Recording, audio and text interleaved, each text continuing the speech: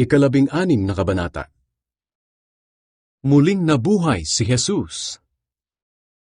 Makalipas ang araw ng pamamahinga, sina Maria na taga Magdala, Maria na ina ni Santiago, at Salome ay bumili ng pabango upang ipahid sa bangkay ni Jesus. Nang araw ng linggo, kasi sikat pa lang ng araw ay pumunta na sila sa libingan. Habang naglalakad sila, nagtatanungan sila kung sino ang mapapakiusapan nilang magpagulong ng bato na nakatakip sa pintuan ng libingan, dahil napakalaki ng batong iyon. Pero pagdating nila roon, nakita nilang naigulong na sa tabi ang bato. Kaya pumasok sila sa libingan, at nakita nila roon ang isang kabataang lalaking nakasuot ng puti na nakaupo sa gawing kanan. Takot na takot sila, pero sinabi ng lalaki sa kanila, "Huwag kayong matakot. Alam kong hinahanap ninyo si Jesus na taga Nazaret na ipinako sa krus. Wala na siya rito. Nabuhay siyang muli. Tingnan ninyo ang pinaglagyan ng bangkay niya." Pagkatapos sinabi ng lalaki sa kanila, "Lumakad na kayo.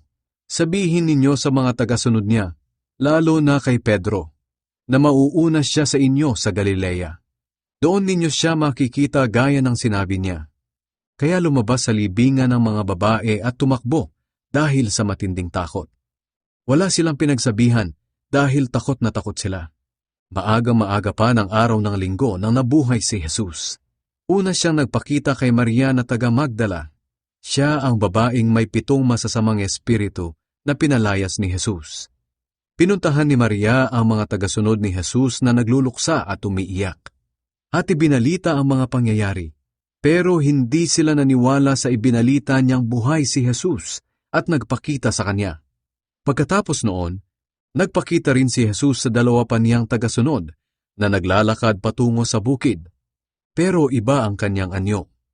Kaya bumalik sa Jerusalem ang 2 tagasunod at sinabi sa iba nilang kasamahan na nagpakita sa kanila si Jesus.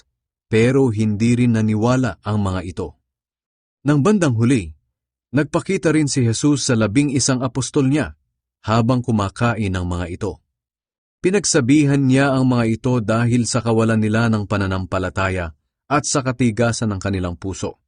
Dahil hindi sila naniwala sa mga nakakita sa kanya matapos na muli siyang mabuhay. Pagkatapos, sinabi ni Jesus sa kanila, "Humayo kayo sa buong mundo at ipangaral ninyo ang magandang balita sa lahat ng tao. Ang lahat ng sasampalataya at magpapabautismo ay maliligtas, ngunit ang hindi sasampalataya ay parurusahan. At ito ang mga palatandaang makikita sa mga taong sumasampalataya sa akin. Sa pamamagitan ng aking kapangyarihan, magpapalaya sila ng masasamang espiritu. Magsasalita sila sa ibang mga wika. Kung dumampot man sila ng mga ahas o makainom ng anumang lason, ay hindi sila mapapahamak. At gagaling ang mga may sakit na papatungan nila ng kanilang mga kamay." Ang pag-akyat ni Jesus sa langit. Pagkatapos magsalita ni Jesus sa kanila, iniakyat siya sa langit at umupo sa kanan ng Diyos.